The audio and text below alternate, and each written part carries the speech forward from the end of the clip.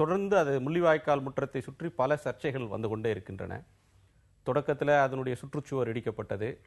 பிறகு இப்போது திரு நடராசன் கைதில் வந்து நிற்கிறது. இதெல்லாம் உண்டாக்கப்பட்ட சர்ச்சைகள்.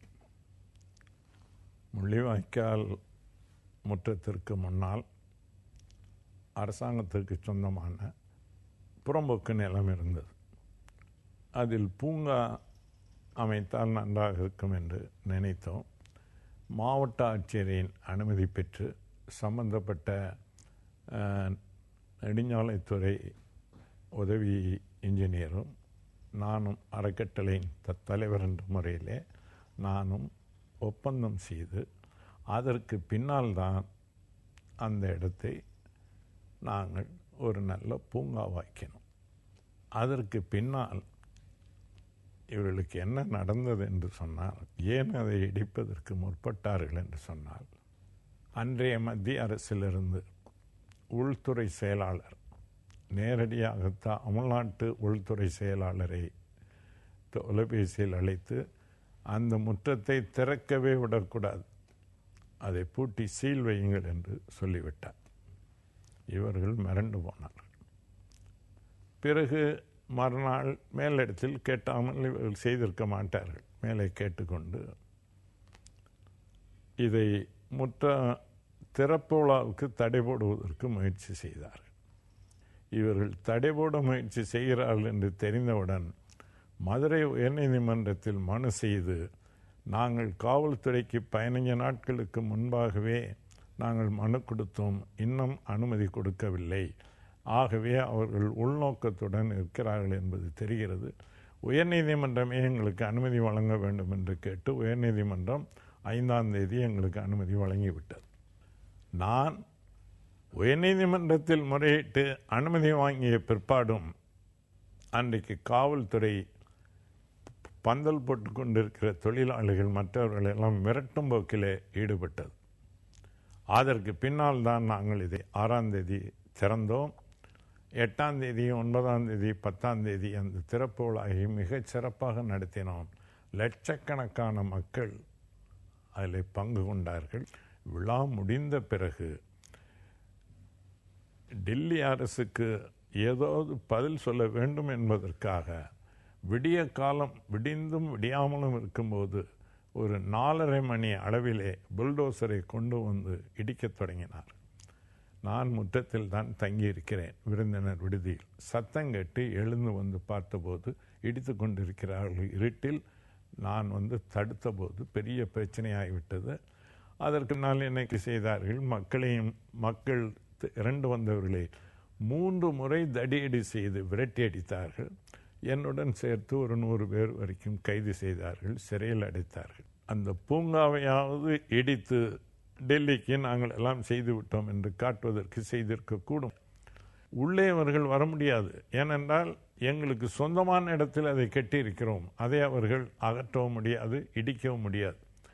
அதை பூட்டி சீல் வைப்பதற்கு முயற்சி செய்தார்கள் என்று நான் சொல்வதற்கு காரணம், பூங்காவை இடித்த பிற்பாடு சுற்றி எல்லாவற்றுக்கும் அவர்கள் வேலி போட்டார்கள். இடித்த பூங்காவுக்கு வேலி போடுவது சரி, முற்றத்தையே சுற்றி வேலி போடுவதற்கு முயற்சி செய்த போது மக்கள் எல்லாம் திரண்டு வந்து தடுத்தார்கள். அதை பூங்காவைத்தானே இடித்தீர்கள், அதை சுற்றி வேலி போடு, எதுக்காக சுற்றி வேலி போடுகிற? ஒரு அரை நாள் இந்த போராட்டம் நடந்தது போலீஸ் அதிகாரிகளுக்கு முன்னாலேயே. ஆக அவர்களுக்கு ஒரு ஆழமான உள்நோக்கம் இருக்கிறது. அதற்கு இந்த அரசு ஒத்துழைத்தது என்பதுதான் என்னுடைய குற்றச்சாட்டு. காங்கிரஸ் அரசாங்கத்தினுடைய உள்நோக்கத்திற்கு ஜெயலலிதா அரசாங்கம் ஏன் ஒத்துழைக்க வேண்டும்? இதற்கு நான் எப்படி பதில் சொல்ல முடியும்? எந்த அரசாக இருந்தாலும் சரி, அவர்கள் திராவிட அரசுகள் எதுவாக இருந்தாலும் டெல்லியிலே எந்த கட்சி ஆட்சியில் இருந்தாலும் அனுசரித்து போகிறார்கள். அதற்கு பல காரணங்கள் இருக்கின்றன. மடியில் கனமில்லாதவர்கள் யாருக்கும் பயப்பட வேண்டியதில்லை. நீங்கள் முள்ளிவாய்க்கால் முற்றம் அமைக்கும் போது அந்த முற்றத்தில் பெரியாருக்கு இடமில்லை என்று நீங்கள் எடுத்த முடிவை பெரியார் தொண்டர்கள் விமர்சித்தார்கள், ஏற்கவில்லை. அதற்கு நீங்கள் என்ன பதில் சொல்ல விரும்புறீங்க? முதல்ல அந்த குற்றச்சாட்டை தவறானது. முள்ளிவாய்க்கால் முற்றத்தை யார் பார்க்கவில்லையோ அவர்கள் தான் இந்த குற்றச்சாட்டை சொல்லுகிறார்கள். முள்ளிவாய்க்கால் முற்றத்தில் 2 மண்டபங்கள் கட்டப்பட்டிருக்கின்றன. ஒன்று மாவீரர் மண்டபம். அதிலே ஒரு பகுதி தமிழகத்திற்கு, ஒரு பகுதி தமிழீழத்திற்கு. தமிழ்நாட்டில் யார் யார் சுதந்திர போராட்டத்தில் உயிர் தியாகம் செய்தவர்கள், வெள்ளையர்களால் தூக்கிலிடப்பட்டவர்கள், திருப்பூர் குமரன் போன்றவர்கள், தில்லையாடி வள்ளியம்மை போன்றவர்கள், செண்பகராமன், இப்படி இந்திய எதிர்ப்பு போராட்டத்திலே யார் யார் உயிர் துறந்தார்களோ அவர்களின் ஓவியங்கள் வைக்கப்பட்டிருக்கின்றன. இன்னொரு பகுதியிலே தமிழீழ விடுதலை போராட்டத்தில் உயிர் தியாகம் செய்தவர்களின் ஓவியங்கள் வைக்கப்பட்டிருக்கின்றன. அடுத்தது முத்தமிழ் மண்டபத்தில் சென்ற நூற்றாண்டில், 20ஆம் நூற்றாண்டிலும் 19ஆம் நூற்றாண்டிலும் தமிழ் தொண்டு செய்து தமிழ் வளர்த்து மறைந்து போன தமிழறிஞர்களின் படங்கள், தமிழ் கலைஞர்களின் படங்கள், தமிழ் இசைவாணர்களின் படங்கள் மட்டுமே வைக்கப்பட்டிருக்கின்றன. அதில் தமிழ் எழுத்தாளர்கள் வரிசையில் அறிஞர் அண்ணா அவர்களின் படம் வைக்கப்பட்டிருக்கிறது.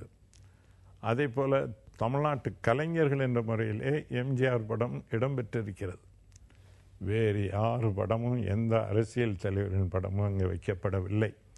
எல்லை போராட்டத்தில் ஈடுபட்ட வீரர்கள் பட்டியலில் மாப்போசி அவர்கள் வருகிறார்கள். அவர் படம் வைத்தோம், நேசமணி படம் வைத்தோம்.